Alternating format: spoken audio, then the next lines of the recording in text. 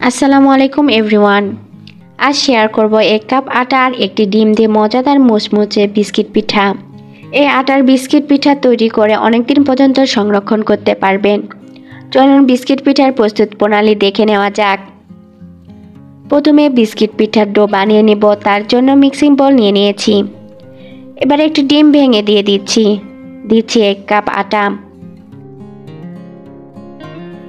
1/3 cup sugar powder. আমি চিনি blend করে পাউডার করে নিয়েছি। দিয়ে দিচ্ছি 3 টেবিল চামচ গুঁড়া দুধ। দুধ না দিলেও হবে। দিচ্ছি সামান্য লবণ স্বাদের জন্য। দিয়ে দিচ্ছি 2 ফোঁটা ভ্যানিলা এসেন্স, এতে ডিমের গন্ধ আর থাকবে না। আর ভ্যানিলা এসেন্স না থাকলে সাদা এলাচ গুঁড়ো দিতে পারেন। সব উপকরণ হাত দিয়ে মেখে ডো বানিয়ে নিব।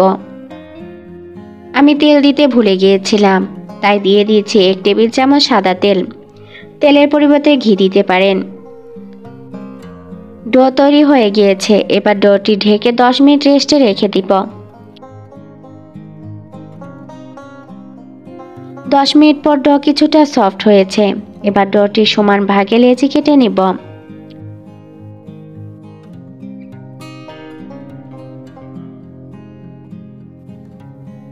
লেচি কাটা হয়ে গিয়েছে। এবার বিস্কুট পিঠার প্রথম ডিজাইন করে নিব। তার জন্য প্রথমে একটি লেচি রুটি বানিয়ে নেব। রুটির থিকনেস হবে আমরা রেগুলার যে রুটি বানাই সেই রুটির মতো। রুটি বানানো হয়ে গিয়েছে। এবার এরকম ফুল ডিজাইনের কুকি কাটার দিয়ে কেটে নিব। ফুল ডিজাইন হয়ে গিয়েছে। এবার উঠিয়ে রেখে দিব। এবার দ্বিতীয় ডিজাইন বানিয়ে নিব। তার জন্য আরেকটি রুটি বানিয়ে নিয়েছি। রুটিটি নাইফ দিয়ে কেটে 4 ভাগ করে নিব। আর এক সাইড থেকে ভাঁজ করে পাতা শেপ দিয়ে দিব। আর মোটা ভাঁজ করা অংশে চাপ দিয়ে পাতলা করে নিব। আরও একটি রুটি বানিয়ে নিয়েছি। এবার তৃতীয় ডিজাইন বানিয়ে নিব। তার জন্য একটি ঢেউ ডিজাইনের কাটার দিয়ে রুটিটি 4 ভাগ করে কেটে নিব। আর মাঝখানে ফাঁকা রেখে কেটে নিচ্ছি। এবার পুনরায় পাতা শেপ দিয়ে দিব, ঠিক এভাবে।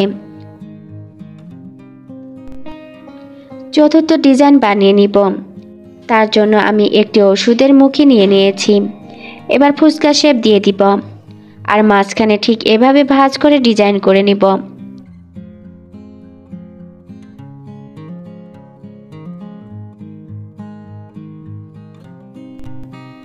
আরও একটি ডিজাইন বানিয়ে নিব। এবার একটি রাউন্ড কুকি কাটার দিয়ে রুটি কেটে নেব।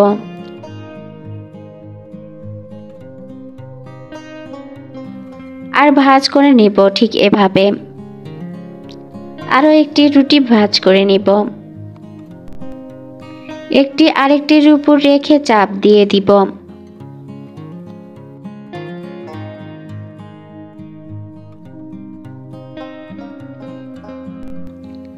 ঠিক এরকম ডিজাইন আমি বানিয়ে নিব। আপনারা আপনাদের পছন্দ অনুযায়ী ডিজাইনে বানিয়ে নিতে পারবেন। আমি 5 ধরনের ডিজাইন বানিয়ে নিয়েছি। এবার বিস্কিট পিঠা তেলেতে ভেজে নিব। তার জন্য তেল গরম করতে দিয়েছি।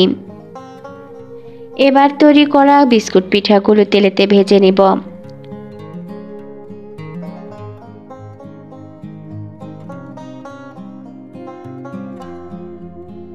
আমি উল্টিয়ে পাল্টিয়ে ভেজে নিচ্ছি। বেশি ব্রাউন কালার করব না। এরকম হালকা সোনালী কালার থাকা অবস্থায় তেল থেকে উঠিয়ে নেব। তা না হলে বেশি ভাজার কারণে বিস্কুট পিঠাগুলো কালার ডার্ক ব্রাউন কালার হয়ে যাবে। এভাবেই করে সব বিস্কিট পিঠা ভেজে নেব। ভাজা হয়ে গিয়েছে। এই বিস্কুট পিঠা তৈরি করে এয়ারটাইট বক্সে রেখে 1 মাস পর্যন্ত সংরক্ষণ করতে পারবেন। আশা করি আজকের ভিডিওটি আপনাদের ভালো লেগেছে। আর ভালো লাগলে অবশ্যই আমার চ্যানেলটি সাবস্ক্রাইব করতে ভুলবেন না।